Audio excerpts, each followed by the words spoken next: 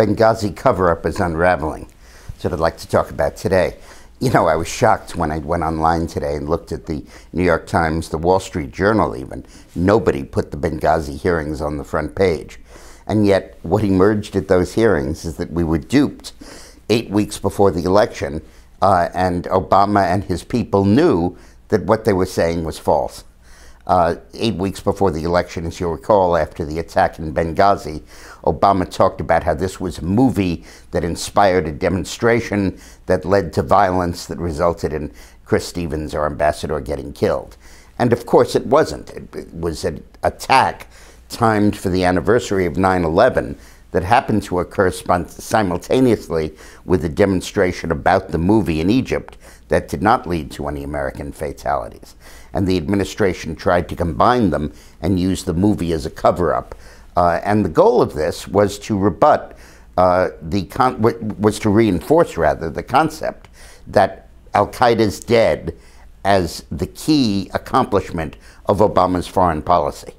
So Mike Morell testified yesterday that he changed the word terrorist to the word extremist in the talking points because they were synonyms and there's no reason to use the terrorist word. He deleted the word Islamic because he said he didn't want to further inflame things in the Middle East. He left the concept that it was caused by a movie demonstration in, even though 7 eyewitnesses on the ground said there was no demonstration. And the only people that said it was were some analysts in Washington who claimed to have read an article in an Arab newspaper that suggested that. And the entire operation, from beginning to end, was a cover-up designed to fabricate the notion that this was just some kind of wild demonstration that went wrong. But you know, in every scandal, the politician hopes, the victim of the scandal, the politician, hopes that there's some guy who will stand up and take the bullet for them. And in this case, it's Mike Morell who is taking the bullet for Hillary. First, he took the bullet in the formulation of the talking points. The talking points originally were replete with information that the CIA had warned the State Department. And Victoria Nuland, Hillary's spokesman, said, in effect, Hillary won't be happy with this. She said the 7th floor, but that, of course, meant the Secretary of State. And as a result, Morell took those references out. Why? He was asked. Well, he thought it would be self-serving and unseemly for the CIA to be telling the State Department, we told you so. But in fact, they had told them so. But Morell was covering it. Or why is Morell willing to stand up there and take the blame and say nobody told him to do this, he was doing this on his own because no political motivation whatsoever? Well, the answer is that he's been guaranteed a soft landing.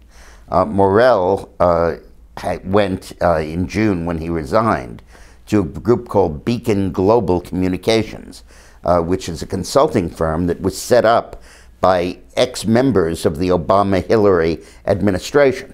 It's led by Philippe Reines, who is Hillary's director of communications. It includes Hillary's Undersecretary of State for Political and Military Affairs, Leon Panetta's former chief of staff, and interestingly enough, the former chief counsel on the Republican side to the House Intelligence Committee, who joined as the Republican member. So guaranteed a cushy job at the other end, and guaranteed a berth at CBS television, where he now opines regularly. Guaranteed, by the way, in part because the brother of the head of CBS television news is in the White House and on the White House staff, Rhodes. So Morell had a soft bed waiting for him, and he could take the plunge because he knew he'd be protected. What about his future? Well, he's gambling on Hillary winning.